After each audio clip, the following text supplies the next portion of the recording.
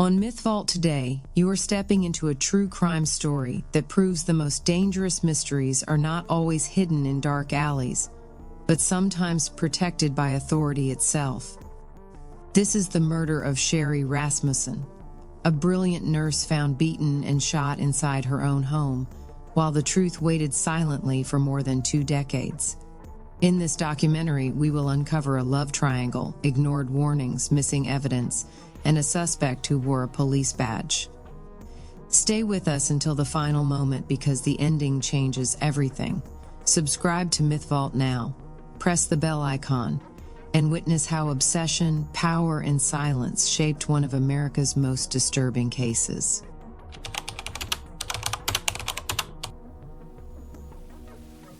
Before the crime scene was sealed, before the theories were written, and before Sherri Rasmussen became a name attached to tragedy, there was a slow and quiet storm forming through choices, emotions, and ignored boundaries.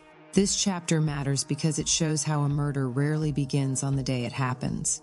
It begins months earlier, in moments that feel personal, private, and harmless to outsiders. As you listen, pay attention to the warning signs that were spoken, dismissed, or minimized. This is where obsession took root, where jealousy was allowed to grow unchecked, and where a future was quietly placed in danger. What you are about to hear explains why this case was never random, never simple, and never just a burglary. Every decision in this chapter moves us closer to a moment that could have been stopped, but was not. John Ruetten and Stephanie Lazarus met as students at the University of California, Los Angeles, both young, ambitious, and athletic, sharing a campus life that blurred emotional lines. Ruetten studied mechanical engineering and imagined a stable career, while Lazarus studied political science and sociology and displayed an intensity that stood out even among friends. Their relationship, as Ruetten later described it, was casual and inconsistent, but friends noticed that Lazarus treated it as something far deeper and more permanent. She photographed him while he slept, took his clothes while he showered, and spoke about him as if their future was already written. After graduation, their contact continued on and off, sometimes involving travel, sometimes intimacy, but never commitment from Ruetten. During this same period, Lazarus chose a career in law enforcement and entered the Los Angeles Police Department at a time when the department was actively recruiting women. She trained aggressively, excelled in physical exercises, and earned a reputation for determination. She purchased a Smith & Wesson Model 49 revolver as a backup weapon through the department, a routine decision that would later become critical. Ruetten, meanwhile, moved forward with his life and career, eventually meeting Sherri Rasmussen, a woman whose life reflected discipline, compassion, and rapid success. Sherri entered college at 16, advanced quickly through nursing education, earned a master's degree, and rose to leadership roles in major medical centers. She was respected, confident, and deeply connected to her family, especially her father, Nels Rasmussen, who remained protective and attentive. When Sherri and Ruetten began dating seriously, their relationship progressed quickly toward engagement and marriage, a development that Lazarus did not accept quietly. Her diary entries revealed emotional collapse after learning of their engagement, including statements about lost focus and deep pain. Despite this, Ruetten continued contact with Lazarus, including a final sexual encounter shortly before his marriage, which he never disclosed to Sherri. That secrecy created a dangerous imbalance, leaving Sherri unaware of how emotionally involved Lazarus still was. Lazarus began appearing in Sherri's life directly, visiting her workplace, confronting her with claims of ongoing intimacy, and delivering statements that sounded less like jealousy and more like threats. Sherri confided in her father about these encounters, describing fear and discomfort, yet she hesitated to report them, believing the system would not protect her. Even after marriage, the presence did not fade. Hang-up calls followed, uninvited visits occurred, and boundaries were crossed repeatedly.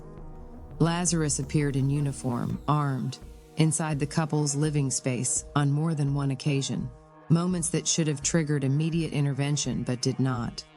Sherri felt watched, followed, and unsafe, and she told her father she believed Lazarus was stalking her, even disguising herself at times. Rouetten, convinced the past was over, minimized these concerns and urged calm, unaware of how close the danger had come. By early 1986, Lazarus's roommate moved out, leaving her alone, while Sherri prepared for what she believed was a stable married life. The tension had reached a point where every interaction carried weight, yet no decisive action was taken by those who could have intervened. This chapter is not about blame alone, but about how silence, denial, and misplaced trust can quietly set the stage for irreversible loss. As this chapter closes, one question should stay with you. When warnings are spoken and ignored, when fear is shared but minimized, and when power and obsession intersect, who is truly responsible for what follows? Sherri Rasmussen sensed danger, spoke about it, and still went on with her life because she believed reason would prevail. But what happens when reason is no longer part of the equation? In the next chapter, we move into the final morning, where ordinary routines collide with a hidden plan. Watch closely, because every minute matters, every sound matters, and every assumption made that day will shape a mystery that survives for decades.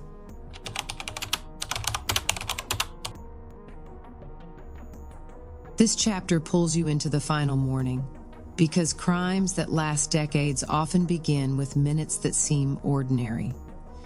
Pay attention to time, to silence, and to assumptions, because this is where the official story took shape before the truth was understood. What happened between early morning and late evening on February 24, 1986, would decide how evidence was read, how witnesses were heard, and how a narrative was locked in place. As you listen, remember that investigators do not only collect facts, they interpret them, and the first interpretation often becomes the hardest to undo. This chapter matters because it shows how a single theory can quietly dominate an investigation, even when details do not fully fit. Stay with every moment here, because the smallest overlooked detail will later become the key to everything. On the morning of February 24, 1986, John Rouetten left the condominium he shared with Sherri Rasmussen on Balboa Boulevard at approximately 7:20 in the morning to go to work. Sherri remained at home, uncertain whether she would attend work that day due to back pain from an aerobics class the previous evening. She had been scheduled to deliver a motivational presentation at Glendale Adventist Medical Center, a task she reportedly viewed as ineffective, and she mentioned she might call in sick instead. Rouetten made several stops on his way to Micropolis in Chatsworth and arrived roughly 30 minutes later, unaware that the home he had just left would soon become a crime scene. At 9:45 that morning, a neighbor noticed that the garage door to the Rouetten's condominium was open, with no vehicle inside. About 15 minutes later, Rouetten made the first of several calls home, all unanswered. What struck him as strange was the absence of the answering machine, because both he and Sherri typically turned it on when leaving the condominium unoccupied. As the hours passed, Sherri's sister, also a nurse, attempted to call and received no response. Around noon, two men believed to be gardeners handed a purse they had found to a nearby neighbor, and it was identified as Sherri Rasmussen's. Not long after, a maid cleaning a nearby unit later reported hearing what sounded like a fight between two people, followed by something falling, around 12:30 in the afternoon.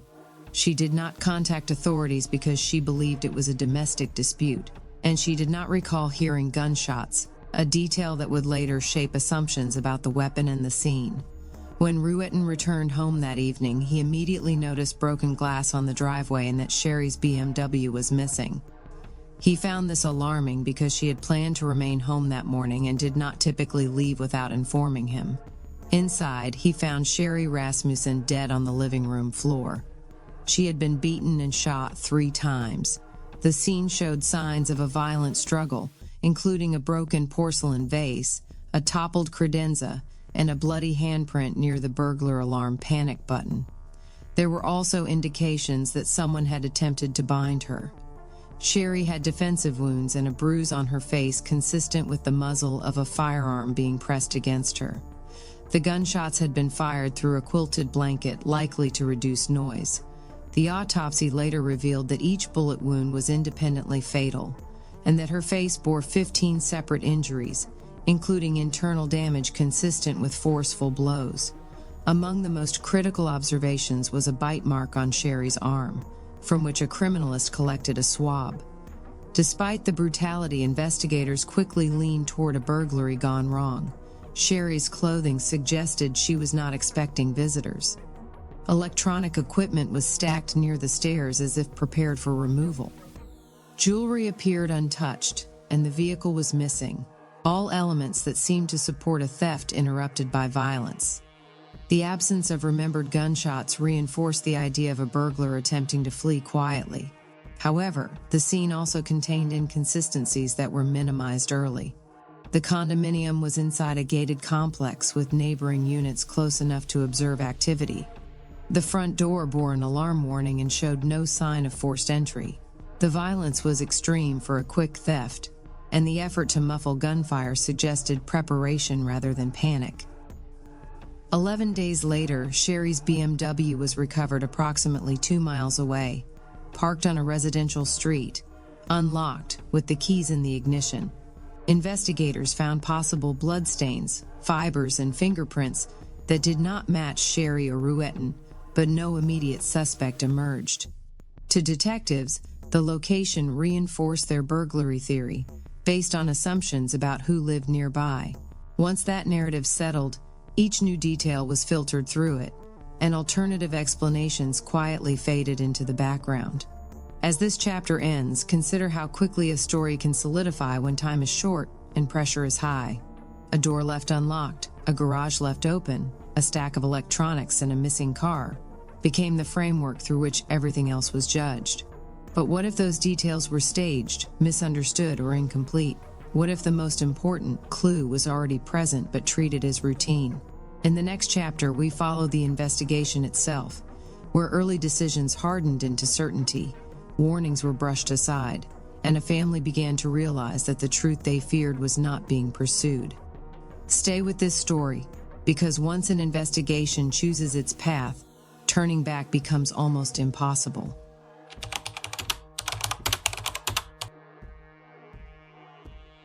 This chapter matters because it shows how an investigation can slow to a crawl not from lack of effort, but from certainty formed too early. Once a story feels logical, every new fact is forced to fit it, and every warning that does not fit is pushed aside. In the days after Sherri Rasmussen was killed, decisions were made quickly, interviews were summarized briefly, and possibilities narrowed before they were fully explored. As you listen, notice how power, routine, and pressure quietly shape outcomes. This is not a chapter about villains alone. It is about systems that reward speed over doubt, and about how one label can determine whether a lead is chased or buried. Stay focused here, because what was dismissed in these early weeks would later return with devastating clarity. In the days immediately following the murder of Sherri Rasmussen, detectives from the Los Angeles Police Department focused on stabilizing a narrative that felt manageable. Lead investigators examined the scene through the lens of a burglary interrupted by violence, a theory that allowed the case to move forward without disrupting internal assumptions. John Ruetten was questioned and quickly ruled out as a suspect based on his work schedule, corroborated movements, and visible emotional shock. His grief appeared genuine, and investigators saw no immediate reason to look deeper into his past relationships. When Sherri's parents, Nels and Loretta Rasmussen, mentioned Stephanie Lazarus and described her confrontations with their daughter, the information was noted but not pursued with urgency. To the detectives, the idea that a police officer could be involved felt unlikely, complicated, and unnecessary, given the burglary explanation already in place. Interviews were conducted, but key details were either summarized briefly or left out of formal records. The bite mark collected from Sherri's arm was logged, but its significance was not emphasized, treated instead as one more piece of routine evidence. Witness accounts that complicated the burglary theory, such as the length and intensity of the struggle, were acknowledged but not deeply examined. When the recovered BMW yielded fingerprints that did not match known suspects, Investigators viewed this as confirmation of an unknown burglar rather than a reason to reconsider the entire framework. Over time, the investigation slowed as resources were diverted to other pressing crimes across Los Angeles, including escalating gang violence and drug-related offenses that demanded immediate attention. The Rasmussen family attempted to keep the case alive by calling detectives, requesting updates, and offering reward money, but they often encountered indifference or dismissal. Nels Rasmussen wrote letters to department leadership, expressing concern that critical leads had been ignored, yet was told that the case had been thoroughly reviewed. Internally, the investigation suffered from what many later described as tunnel vision, where the initial conclusion became the filter for all subsequent analysis. Evidence that did not support the burglary narrative was either rationalized away or deemed insufficient. Records that should have documented investigative steps in detail were incomplete, oddly formatted, or missing entirely. As years passed, detectives retired or transferred, and the case file became a static object rather than a living inquiry. When advances in forensic science emerged in the 1990s, the family requested new testing, only to be told that without a named suspect, such efforts were not justified. Meanwhile, Stephanie Lazarus continued her career, receiving promotions, working sensitive assignments, and even returning to the same division where the Rasmussen files were stored. To the family, this felt like a betrayal layered on top of loss, while to the department it appeared routine. The gap between these perspectives widened with every year the case remained unsolved. As this chapter closes, the weight of one decision becomes clear. When investigators decide they already know the answer, questions stop being asked. Sherri Rasmussen's parents sensed this shift early, when their warnings were met with silence and their persistence was labeled emotional rather than informed. But what happens when a case sleeps long enough for new eyes to open it? What happens when science advances beyond the limits of old assumptions? In the next chapter, we enter the long years of silence, followed by the moment a single piece of evidence is re-examined, and everything begins to change. Stay with this story, because time does not erase truth, it only delays its voice.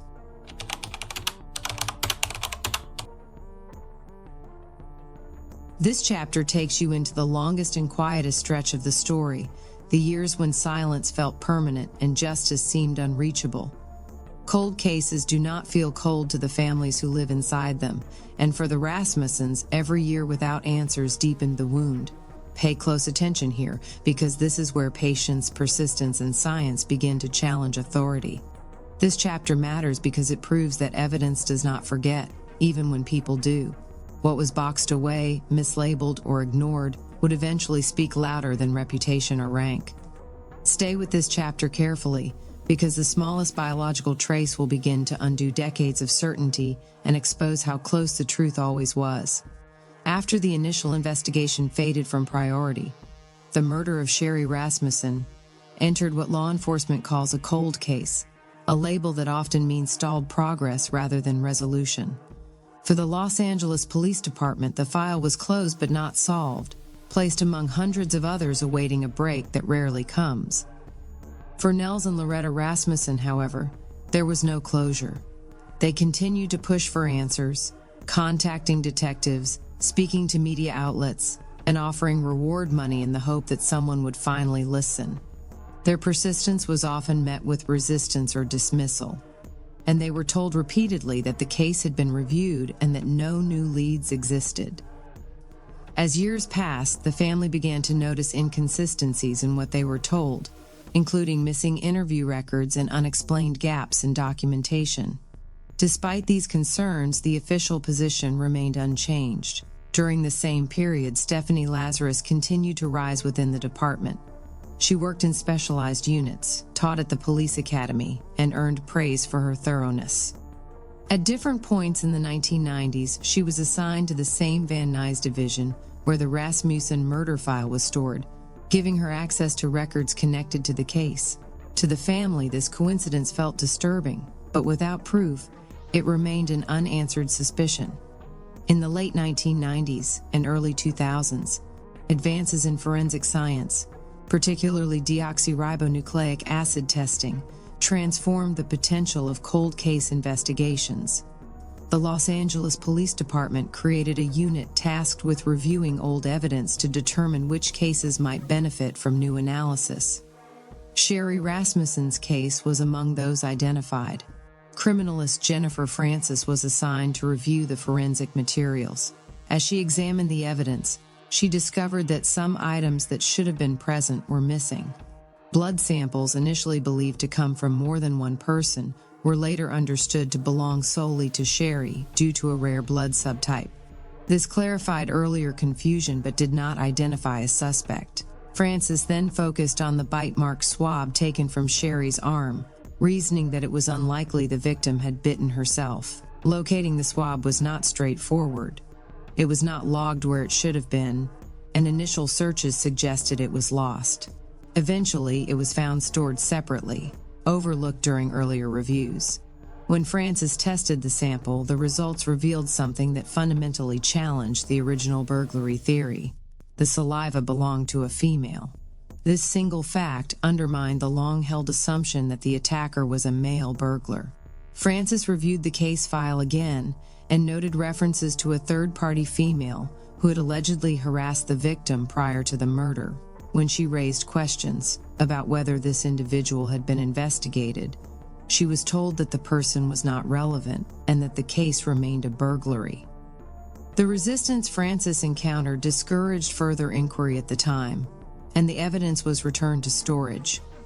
Years later, in 2008, new detectives revisiting the file saw what earlier investigators had not. They treated the case as a homicide staged to resemble a burglary and re-examined every detail from the beginning. When they considered female suspects and learned that Stephanie Lazarus was not only a former romantic partner of John Ruetten, but also a police detective, the case took a decisive turn. Using lawful methods, investigators collected a discarded 𝐷𝐸𝐿 acid sample from Lazarus. The comparison was definitive. The genetic profile matched the saliva from the bite mark on Sherri Rasmussen's arm. Decades of uncertainty collapsed into a single, undeniable conclusion. As this chapter closes, reflect on how long truth can survive in silence. A bite mark, ignored and misplaced, waited patiently while careers advanced and files gathered dust. The Rasmussens never stopped believing that answers existed, even when the system insisted otherwise. But what happens when evidence finally speaks, and the suspect stands inside the institution meant to protect the public? How does justice respond when it must confront itself? In the next chapter, we move into the arrest, the courtroom, and the moment when a badge could no longer shield the past. Stay with Myth Vault, because the reckoning is only just beginning.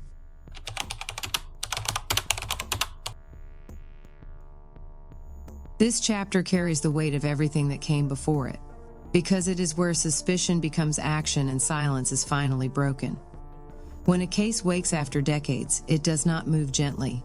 Careers are shaken, reputations collapse, and institutions are forced to look inward. Pay close attention here, because this is where evidence meets accountability. This chapter matters because it shows how truth survives even when power resists it, and how a single scientific match can undo years of denial. What unfolds next is not just an arrest, but a reckoning, one that tests loyalty, justice, and credibility at the highest level. Stay with this chapter, because once the truth steps into the open, nothing can protect it from being seen. In June of 2009, after the 𝐷𝐸𝐿 acid match confirmed what investigators feared and suspected, Stephanie Lazarus was quietly summoned under a false pretext to police headquarters. She was told the meeting concerned an art theft case, an area she had worked in for years, and nothing about the Rasmussen murder was mentioned beforehand. The location was chosen carefully, so she would be required to surrender her weapon before entering, a precaution taken because those arranging the interview understood exactly who they were dealing with. Inside the interview room, detectives spoke calmly and indirectly at first, referencing old connections and past relationships.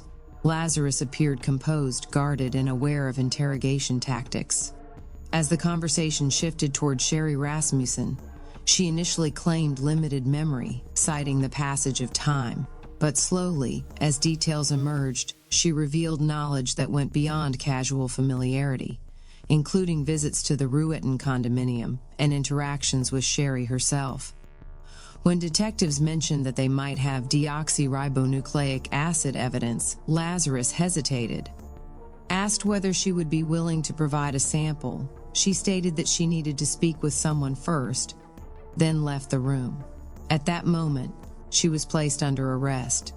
Simultaneously, search teams executed warrants at her home and vehicle, uncovering diaries from the mid-1980s that documented her emotional turmoil over 𝐂𝐤𝐥𝐥 and her inability to accept the end of the relationship.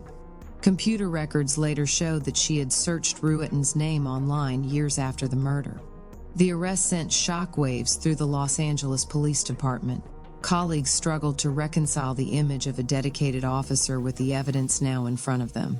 Lazarus was allowed to retire and was held in county jail while awaiting trial.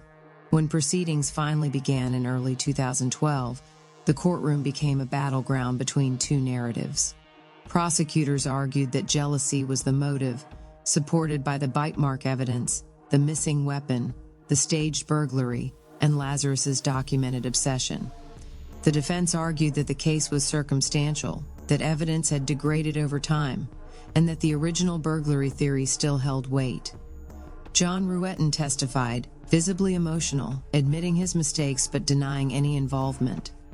The jury was shown photographs of Sherri's injuries, reminded of the brutality, and guided through the forensic timeline. After days of deliberation, Lazarus was convicted of first-degree murder and sentenced to 27 years to life in prison. Appeals followed, challenging the age of the evidence and the fairness of the process, but each was denied.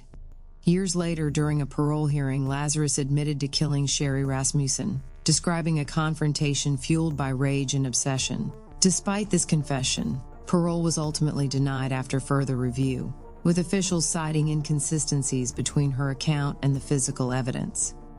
The truth, once buried, had finally surfaced, but it brought no relief to the loss, only confirmation of what had been feared all along.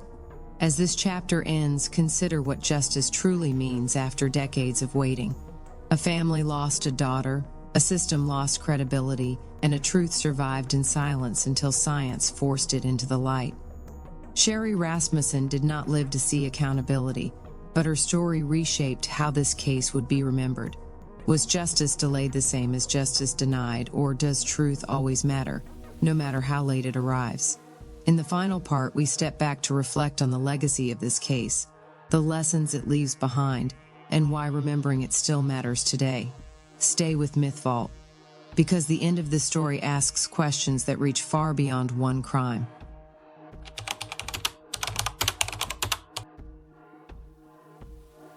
After the verdict, after the appeals, and after the confession that came decades too late, the story of Sherri Rasmussen did not end quietly. It settled into public record as a reminder of how fragile justice can be when assumptions go unchallenged and power goes unquestioned. Sherri was more than a victim in a case file. She was a daughter, a sister, a nurse, a teacher, and a woman building a future that was violently taken from her. For her family, the conviction brought truth but not peace, because no sentence can return the years stolen or erase the fear she lived with in her final months. This case forced uncomfortable questions onto institutions that prefer certainty over doubt. It showed how an early theory can freeze an investigation, how evidence can be misplaced or ignored, and how authority can unintentionally shield wrongdoing. It also showed the power of persistence. Nels and Loretta Rasmussen refused to let their daughter be reduced to an unsolved statistic. They pushed, questioned, and waited until science finally gave their voices weight. Advances in deoxyribonucleic acid testing did what time could not. A single bite mark, overlooked and mishandled, carried the truth for more than 20 years until someone was willing to listen to it. The case reshaped how cold investigations were viewed inside the Los Angeles Police Department and beyond, emphasizing the need to revisit assumptions and protect evidence with care. It also revealed the emotional cost of delay, not only to families, but to public trust. When law enforcement investigates itself, transparency becomes essential, because credibility depends on accountability. Sherri Rasmussen's story remains real, documented, and verified through court records, forensic reports, appellate decisions, and investigative journalism. Her name appears in trial transcripts, judicial opinions, and parole hearings, not as a mystery anymore, but as a warning. A warning that obsession can hide behind professionalism. A warning that silence can last decades. And a warning that truth, no matter how delayed, will eventually surface. References for this documentary include official court records from people of the state of California versus Stephanie Lazarus, appellate decisions from the California Court of Appeal and the California Supreme Court, forensic reports from the Los Angeles Police Department, trial coverage and investigative reporting by The Atlantic, Vanity Fair, and Los Angeles Times, and documented accounts from parole board hearings and public records related to the Rasmussen case.